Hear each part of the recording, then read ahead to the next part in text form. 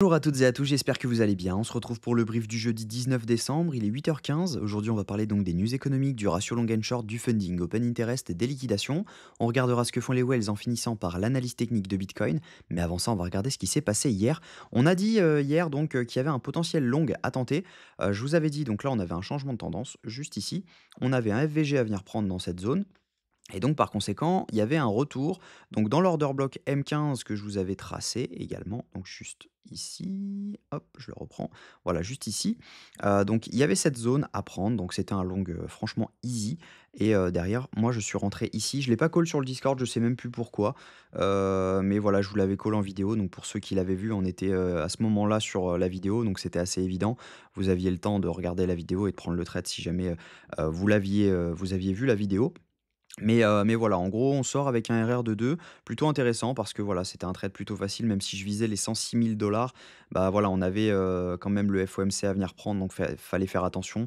Moi, personnellement, j'ai clôturé avant l'ouverture US, donc c'était à 13 h et j'en suis ravi parce qu'on n'a pas été, beaucoup, beaucoup plus haut. Enfin, on n'a même pas été plus haut. Après, c'est limite un petit coup de chance, donc je me suis dit: «Vas-y, je vais viser, cette prise de liquidité» et derrière, bah, c'est ce qu'on a fait. Donc voilà, on a eu ce trade. Ensuite, qu'est-ce qu'on a eu? On a eu un énorme mouvement baissier, dû essentiellement au FOMC. En fait, le FOMC, il y a eu donc des bonnes nouvelles. On a eu donc des taux, qui ont baissé de 0,25 comme prévu. En revanche, on a eu une bad news à propos de Powell qui a dit que la Fed ne serait pas autorisée à avoir du bitcoin et c'est pourquoi on a dump sur bitcoin. Donc c'est pas une news très, très grave parce que finalement, il a dit: «La récession a pu être évitée». On a eu, donc des bonnes nouvelles. Il y a 2 baisses de prévues, logiquement en 2025 si les chiffres, ne s'améliorent pas. Donc clairement, on est sur, plutôt des bonnes news, mais voilà, c'est vraiment la news de, la Fed ne possédera pas de bitcoin qui a fait qu'on a eu ce dump. On s'en est servi surtout pour prendre la liquidité parce qu'il y avait pas mal de longues à prendre. On voit qu'on a liquidé parfaitement donc dans la zone OTE de ce mouvement-ci. Quand on trace donc par rapport à ce plus bas, ce plus haut, on est retour zone OTE, on a fait la prise de liquidité, on avait un FVG à venir prendre dans cette zone-ci. Donc clairement, voilà, c'était boule. Donc actuellement, ce que je pense, c'est qu'on peut avoir un rebond. Maintenant, on n'est toujours pas haussier en low time frame. En M15, on n'est toujours pas haussier. Il faudrait vraiment qu'on valide un changement de tendance. Et pour ça, donc, soit on valide donc un plus haut par rapport, donc on refait quelque chose comme ceci, et derrière on revient valider un plus haut, on valide un changement de tendance, et derrière donc on peut repartir, et derrière ça repart. Soit, bah, tout simplement, on ne valide pas encore de changement de tendance. On valide donc un canal, par exemple comme ceci, et derrière on repart comme ça, on repart, hop, et à un moment, bah voilà, ça rebreak encore à la baisse. Donc c'est ça où il faut faire attention. Là actuellement, bah voilà, c'est pas forcément un bon moment pour long. Le bon moment pour long, c'était celui-là, dans la zone OTE, sous la prise de liquidité. Mais voilà, le SL est un peu lointain. Donc c'est pas quelque chose, moi, dont je suis friand parce que voilà, on aurait pu target donc cette zone de liquidité, mettre son SL juste ici. Et là, malgré un rebond de près de 2 000 $, vous êtes à peine à RR de 0,6. Donc clairement, voilà, c'est pas forcément ce trade-là qu'il fallait prendre. Je pense qu'il faut plus attendre une structure haussière dans lequel on attend donc un changement de tendance, on attend ce changement de tendance et derrière on rentre soit dans la zone OTE du mouvement, donc on revient prendre la liquidité de ce mouvement et derrière on repart. On attend donc cette prise de liquidité pour rentrer avec un stop loss donc en dessous et derrière donc le risk reward est beaucoup plus important. Soit tout simplement bah, on attend des zones beaucoup plus franches sur lesquelles bah, on remonte. Donc on ferait quelque chose où on monte en continu comme ça, on revient, on redump, là on rentre et derrière ça repart. Donc ça, c'est un scénario qui est largement possible. Maintenant, on voit que là, on a un FVG à venir prendre juste dans cette zone-ci. Je vais zoomer un peu, hein, on voit qu'il ne s'est rien passé dans cette zone, donc on peut la tracer. Hop, si je montre à cette zone, il s'est rien passé là-dedans. Donc on peut clairement revenir chercher cette zone assez facilement. Donc ça veut dire que si jamais il y en a qui sont en long, vous pouvez déjà target cette zone-là très facilement. Je pense qu'on peut revenir chercher les 102 600 assez aisément dans la journée. Donc voilà. Au niveau des datas, on a quand même pas mal de rouge du coup sur les alts. On a notamment le Pengu qui est en le vert aujourd'hui, même si jamais on était à moins 60% hier. N'hésitez pas à regarder, j'ai mis un lien, sur le Discord, moi personnellement j'ai reçu 500 gratuitement. C'est simplement si jamais vous aviez utilisé vos wallets, Ethereum et Solana, depuis quelques mois, quelques années, vous avez été récompensé. Pour ceux qui avaient, un NFT Pengu, vous êtes éligible à un airdrop de 85 000 dollars, donc vraiment intéressant. N'hésitez pas à regarder sur, leur site si jamais vous êtes éligible. C'est, vraiment intéressant. Moi, j'ai pris, 500 gratuitement comme ça, donc plutôt cool.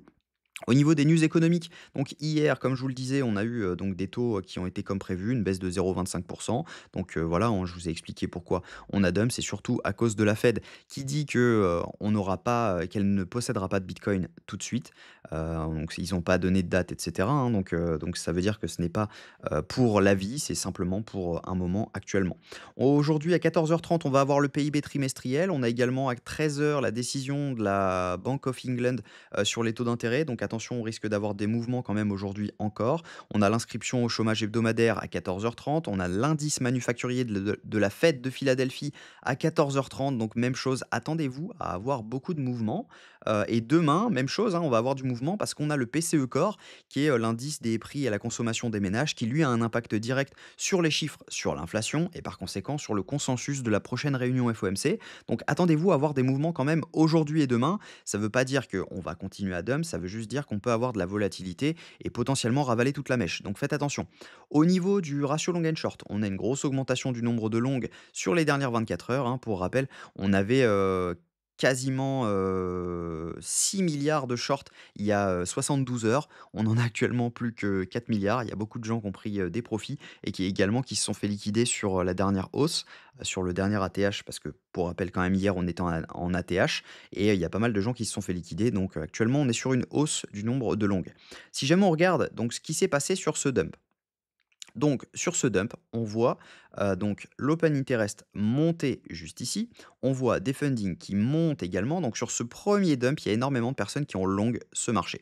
Ensuite, qu'est-ce qu'on voit? On voit une baisse de l'open interest, donc juste ici, avec une hausse, des fundings. Ça veut dire que juste ici, c'est des shorts qui se sont fermés. Donc on a eu des prises de profit de short. Donc ça veut dire qu'il y avait plus de liquidation à venir chercher au-dessus. Donc potentiellement, voilà, on pouvait, ne pas remonter tout de suite. Donc c'est ce qui a fait qu'on a continué à dump. Ensuite, qu'est-ce qu'on a eu? On a eu une hausse de l'open interest avec une baisse des fundings. Donc ça veut dire que juste ici, on a énormément de gens, donc peut-être ceux qui étaient en long ici, ils ont changé de biais, ils se sont dit: «OK, je vais short», et du coup, par conséquent, ils se sont fait, ravoir derrière par, cette hausse parce que là, on voit, bah, que ce sont des shorts qui se sont ouverts dans cette zone-ci, donc par conséquent, il y en a pas mal qui sont actuellement sous l'eau. Ensuite, si jamais on zoome un petit peu, on voit une hausse de l'open interest avec une hausse des fundings juste ici, donc ça veut dire que là, potentiellement, il y a pas mal de longues qui sont rentrées. Et ensuite, on voit une stagnation. Donc là, on a une stagnation avec une baisse, des funding. Donc ça veut dire que c'est plutôt du short qui est en train de se fermer et donc potentiellement, on pourrait avoir un rebond pour venir liquider les derniers shorts. Donc si on regarde les liquidations, on a des liquidations à venir chercher autour des 102 300 $, donc ça coïncide avec ce que je disais. On a pas mal de gens qui sont en train donc de short ce marché dans ces niveaux-là. Donc on a des liquidations autour des 102 400 $. C'est assez facile à mon avis de venir les chercher. On a pas mal de liquidations qui peuvent nous emmener jusqu'aux 104 000 $. On n'a pas grand-chose à prendre en bas. Si jamais on regarde sur 12 heures, je pense qu'on a quand même des liquidations à venir prendre en bas, mais voilà, le gros du travail se trouve surtout à la hausse autour des donc 102 000 jusqu'aux 104 000 $. Donc ce que je pense, c'est qu'on va rebondir incessamment sous peu sur Bitcoin pour venir chercher la zone dont je vous parlais. On va regarder techniquement après. Si on regarde ce que font les whales donc ont vendu ce mouvement. Hop, donc les whales ont vendu ce mouvement juste ici. Actuellement, on a un bug, hein, donc il ne faut pas regarder ce qui se passe actuellement. Il faut juste regarder ce qui s'est passé avant. Donc on a eu donc des baisses sur les micro-whales, les whales, tandis que les retails, eux, continuaient d'acheter ce mouvement. Et actuellement, bah, on a un bug, hein, sur iBlock Capital parce que voilà, il nous affiche zéro. Il y a que donc les retails et les micro whales qui fonctionnent. Donc voilà, on a actuellement des ventes sur les retails, des achats sur les micro whales, des achats sur les whales, mais bon, on ne sait pas vraiment si jamais ça bug parce qu'il nous affiche zéro. Donc on va pas forcément prendre en compte cette data aujourd'hui. Donc si on regarde techniquement, les 104 000 $ donc sont donc juste ici. Donc voilà, on a des liquidations donc à venir prendre, je vous ai dit, jusqu'aux 102 600 $. Les 102 600 $, donc c'est la zone que je vous donnais tout à l'heure. Donc potentiellement, voilà, je suis quasi sûr qu'on y aille dans la journée. On est sur un mouvement, à mon avis, à venir prendre donc dans ce FVG. Ça, je peux le retirer parce que ça n'a plus lieu d'être. Ça également. Donc à mon avis, voilà, on peut venir chercher cette zone. Hop, je vais mettre liquidation. Donc ça, c'est la zone de liquidation à prendre, la fin des liquidations. Et ça, c'est surtout la grosse zone de liquidation dans les 12 dernières heures, le FVG. Donc ça, c'est quasi sûr qu'on y aille. Donc je pense que voilà, si jamais vous avez ouvert des longues là-dedans, il y a un premier TP à prendre ici parce qu'on peut très bien venir chercher cette zone. Je vais vous tracer le scénario probable. On peut très bien revenir chercher cette zone, derrière avoir donc un dump, et derrière pouvoir potentiellement soit poser un bottom donc dans la zone de FVG qu'on a juste ici, ce qui est également un order block, zone d'imbalance. Mais voilà, à mon avis, je pense qu'on peut potentiellement refaire un plus bas comme ça et juste venir chercher cette zone-ci. Derrière, on accumule dans cette zone et derrière, on peut potentiellement repartir. Donc voilà, moi, ce serait ça le scénario à prioriser. Ce que je pense, c'est que voilà, ces liquidations qu'on a au-dessus, on peut les garder pour plus tard et potentiellement, on a mis un top court terme sur Bitcoin. Donc voilà. Je doute qu'il faille short, si jamais on vient dans cette zone parce que voilà, on peut tenter le short sur la fin des liquidations si jamais on voit qu'il y a des longues qui se sont ouvertes tout du long. Si jamais on commence à avoir donc une hausse de ce style, donc je vais retirer ça. Si jamais on commence à voir une hausse de ce style, où on monte uniquement, on fait que du up only, où on vient chercher cette zone, et qu'on voit qu'il y a que du long qui s'est ouvert, ce qui est très probable, hein, clairement, voilà, on avait déjà eu ces hausses comme ceci, bah, c'est largement probable que on n'aille pas beaucoup plus haut que cette zone, et là par conséquent il y a un short à tenter, au moins pour venir chercher la zone OTE de ce mouvement, pour derrière pouvoir repartir. Donc voilà, voilà le plan. Pour le moment, voilà, je ne vais rien short. J'ai actuellement un petit long en scalp que je suis rentré donc sur cette mèche-ci.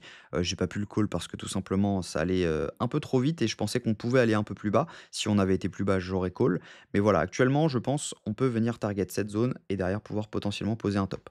Donc voilà, je vous souhaite une bonne journée. On se retrouve demain à la même heure. Prenez soin de vous.